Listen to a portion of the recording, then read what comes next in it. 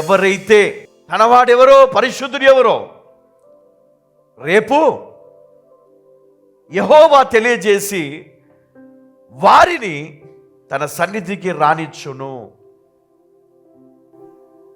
పరిశుద్ధుడు ఎవరో తనవారు ఎవరో దేవుడు తీరుస్తాడు కదా. మనం కాదు, మనం కొట్లాడుకోవాల్సిన పనిలే, మీరు కొట్లాడుకోవాల్సిన పనిలే. దేవునికి తెలుసు, దేవుడు చూసుకుంటాడు. హల్లెలూయా, హల్లెలూయా. 26వ అధ్యాయం 11వ వచనం చూడండి. ఇక్కడ కోరహు కుమారులు చనిపోలేదు. గుర్తుపెట్టుకోండి, కోరహు కుమారులు చనిపోలేదు. ఎందుకు చూద్దాం ఇక్కడ. అయితే కోరహు కుమారులు చావలేదు.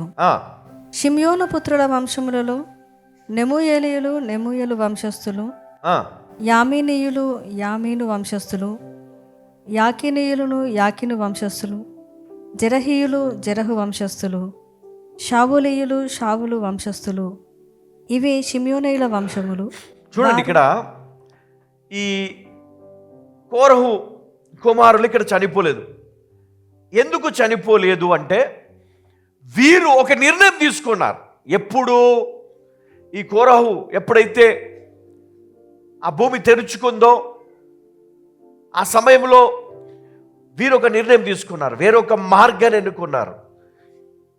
ఏంటా మార్గం అంటే, అతని కుమారులు మరి వారు తమ తండ్రి పాపములో పాలు పంచుకోలేదు కాబట్టి వారు దేవుని క్షమాపణ కోరారు.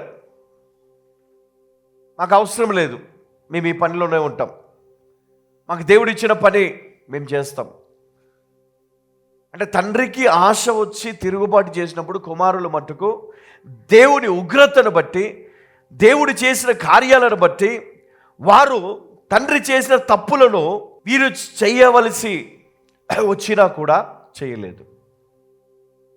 అందుకే వారు మరణము నొందలేదు. హల్లెలూయా. ఇప్పుడు మనం ఎట్లుంటామంటే, ఒకడు వచ్చి మనం చెడగొడతాడు, వాడు చెడగొట్టిన వాడిని మనము అనుసరిస్తాం. దాని ద్వారా వాడు పోయి ఆ గోయిలో పడ్డాడు. ఎక్కడ పడ్డాడు? వానికి తోడుగా వచ్చిన 250 మంది పెద్దలు, వీళ్ళందరూ కూడా ఇక్కడ ఏమని రాయబడి ఉంది? మరి ఆడవాళ్ళు పిల్లలు అందరూ అని ఉంది ఇక్కడ. కానీ వీళ్ళ కుమారులు చనిపోలేదు. ఎందుకు? ఎందుకంటే వీళ్ళు వేరే మార్గాన్ని ఎన్నుకున్నారు. దేవునికి వ్యతిరేకముగా వెళ్ళడం వారికి తప్పనిపించింది. మారు మనసు పొందారు ఇమ్మీడియట్గా. అందుకనే వారు మరి చావలేదు, ఎందుకంటే వారు వేరొక మార్గాన్ని ఎన్నుకోవడం జరిగింది. మీరు అనుకుంటారు మీ తండ్రి ద్వారా వచ్చినటువంటి ఆ ఆశీర్వాదాలను బట్టి మరి దేవుడు ఇంకా మిమ్మల్ని ముందుకు కొనసాగిస్తాడు అని మీరు అనుకుంటారు. ఒక్కొక్కసారి ఎట్లా ఉంటుందంటే, దేవుని దృష్టికి న్యాయమైనది నువ్వు చేసినప్పుడు, నీ తండ్రి చేశాడు, నువ్వు కూడా దేవుని దృష్టికి న్యాయమైనది చేస్తూ ఉన్నావు, అప్పుడు దేవుడు నిన్ను కొనసాగిస్తాడు. నీ కుమారుడు చేశాడు, కొనసాగిస్తాడు. నీ కుమారుడు అంటే నీ ముని మనమడు ఎప్పుడైతే దేవుని మార్గాన్ని విడిచి కోరహులాగా తప్పు నిర్ణయం తీసుకొని తప్పుడు ఆలోచనలతో గనక ఉంటే దేవుడు వారి సంతానమును నాశనము చేయగలడు. కానీ ఇక్కడ వారి సంతానం అక్కడే ఉంది, కానీ ఆయన పాపములో పాలు పంచుకోలేదు కాబట్టి దేవుడు వారిని మొత్తలేడు. హల్లెలూయ. అర్థమవుతుందండి? దేవుడు శపిస్తే తరతరాలు నాశనం అయిపోతారు అని వాక్యంలో చాలాసార్లు విన్నాం, చూసాం. వారి పిల్లలు కూడా దేవుడు నాశనం చేశాడు. అయితే ఇక్కడ ఒకవేళ నీవు నీ తండ్రి పాపములో పాలు పంచుకోకపోతే తప్పకుండా దేవుడు నిన్ను ప్రత్యేకంగా చూస్తాడు. హల్లెలూయా. ఇప్పుడు ఇంతమంది కూర్చున్నాం ఇక్కడ, ఇంతమందిలో నువ్వు ప్రత్యేకంగా ఉన్నావు, దేవునికి నచ్చినట్లు చేస్తావు, దేవునికి ఇచ్చిన పని నువ్వు చేస్తా ఉన్నావు. నేను చాలామందికి చాలా పనులు చెప్పాను, నేను దేవుని పనులు, నాకు పనులు కాదు, పవనన్న కోసం పని చేయమనిలే, దేవుని కోసం, సంఘం కోసం చాలా చెప్పాను నేను. వాళ్ళు చేశారు, దేవుడు తప్పకుండా గుర్తుపెట్టుకున్నాడు, తప్పకుండా. కానీ కొంతమంది ఉన్నారు, వాళ్ళు ఎట్లంటే ఎప్పుడు నాకే చెప్పాలా, నాకు కాకుండా ఇంకొకరికి చెప్తే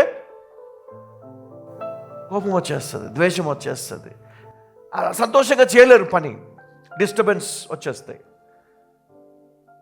అని దేవుడు అంట సంఘంలో ఉన్న అందరినీ కూడా ఒక్కొక్కరిని ఒక్కొక్కలాగా దేవుడు సంఘం కొరకు వాడుకుంటాడు. తన పిల్లలను అందరూ ఒకేలాగా దేవుడు వాడుకోడు కదా. ఒకరిని ప్రవచించేలాగా, ఒకరిని బోధించేవానిగా, యాజకునిగా, ఒకరు మరి ఆయన పని నిమిత్తము, అనేక రకాలుగా దేవుడు వారిని ఎన్నుకుంటాడు. అందుకే మనము దేవుని అడగాల, దేవా మరి నన్ను ఏ విధంగా వాడుకుంటావయ్యా ప్రభా, నేను ఏం చెయ్యాలి ప్రభా నీకోసం, నేను ఎలా నీ పనిని చెయ్యాలా.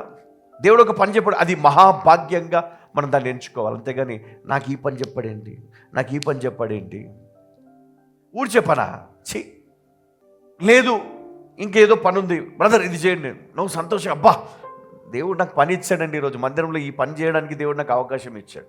నువ్వు మందిరానికి వస్తే ఎట్లా రావాలి తెలుసా, ఈరోజు నాకు ఏం దొరుకుతుందా వాక్యం, దేవుడు ఏం మాట్లాడతాడా, దేవుడు ఏమి ఇస్తాడా, నాకు ఈరోజు ఏం ఆశీర్వాదం పొందుకుంటామా, దేవుని మందిరంలో కూర్చున్నప్పుడు దేవుడు నాతో మాట్లాడతాడని ఆశతో రావాలా, కూర్చోవాలా, దేవుని స్వరం వినాలా. పక్కన సాతాను ప్రభావంతో మాట్లాడే వారి మాటలు విన్నావా, నీ ఆత్మీయ జీవితం కోల్పోతావు. జాగ్రత్త, నీ ఆత్మీయ బంధము నువ్వు తెంచుకొని వెళ్ళిపోతావు.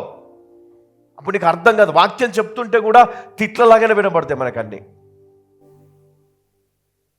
ఇదే కదా జరుగుతుంది ఇప్పుడు. నీ మనసు మంచిదైతే పాస్టర్ గారు చెప్పే ప్రతి మాట నీకెంతో అమూల్యమైనది, దివ్యమైనది, శ్రేష్టమైనది, పవిత్రమైనది. అది నిన్ను, నీ సంతానమును కాపాడుతుంది. హల్లెలూయా.